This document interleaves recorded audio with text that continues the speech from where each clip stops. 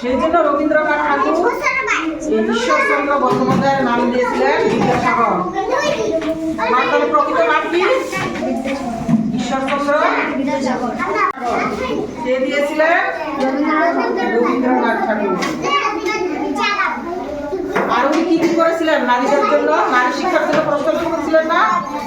তিনি নারীদের জন্য স্কুল খুলেছিলেন, হ্যাঁ, যাতে মেয়েরা সেখানে পড়াশোনা করতে পারে।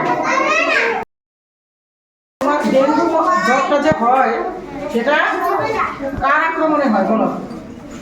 কোন মশার আক্রমণে হয়? ডেঙ্গু একটা মশা আছে না, ডেঙ্গু মশার আক্রমণে হয়, জানো না? ডেঙ্গু মশা কামড় দিলে পরে হয়। আর এই ডেঙ্গু মশাটা কোথায় জন্মায়? জমা জলের মধ্যে। সেই জন্য যে বৃষ্টির মধ্যে তোমাদের কি করতে হয়? বৃষ্টি যে হচ্ছে, নারকেলের ফুলের মধ্যে জল জমে, তারপরে যে ফেলে দেওয়া টায়ারের মধ্যে জল জমে, প্লাস্টিকের মধ্যে থাকে করে প্লাস্টিকের মধ্যে জল জমে থাকে, তাই না? গর্ত হয়ে থাকে, সেই গর্তে জল জমে, তখন গর্তটা বন্ধ করে দিতে হয়। হ্যাঁ, এই যে বন্যা, ভূমিকম্প, খরা হচ্ছে, ঠিক আছে, বা মাটি ক্ষয় হচ্ছে, তার জন্য কি হয়? কিসের জন্য হচ্ছে এটা? বৃক্ষ ছেদনের জন্য হচ্ছে। বৃক্ষ ছেদন মানে বৃক্ষটাকে কেটে দেওয়া, গাছকে কেটে দেওয়া। গাছের আরেক নাম হলো বৃক্ষ, বুঝতে পারছো?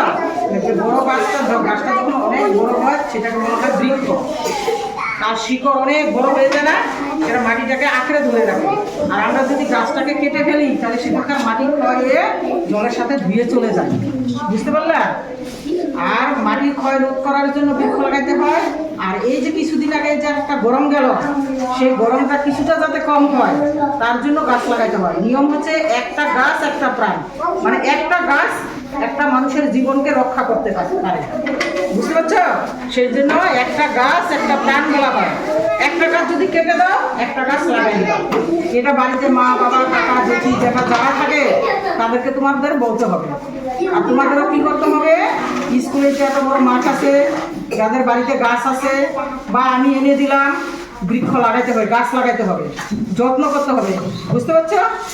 কম করে প্রতি বছর যদি তোমরা 5টা করে গাছ উঠাও, দেখবা আমাদের স্কুলের মাঠে চারিদিকে গাছে ভর্তি হয়ে গেছে, তাই না? ঠান্ডা লাগবে আর গরম লাগবে না। গাছের নিচে বসে পড়া যাবে, পেয়ার লাইন করা যায়, তাই না? একদম শান্তিনিকেতনের মতো হয়ে যাবে। শান্তিনিকেতন তোমরা শুনছো না? নাম শুনছো? রবীন্দ্রনাথ ঠাকুর শান্তিনিকেতনে কি করছিল? বিশ্বভারতী বিশ্ববিদ্যালয় খুলছে না?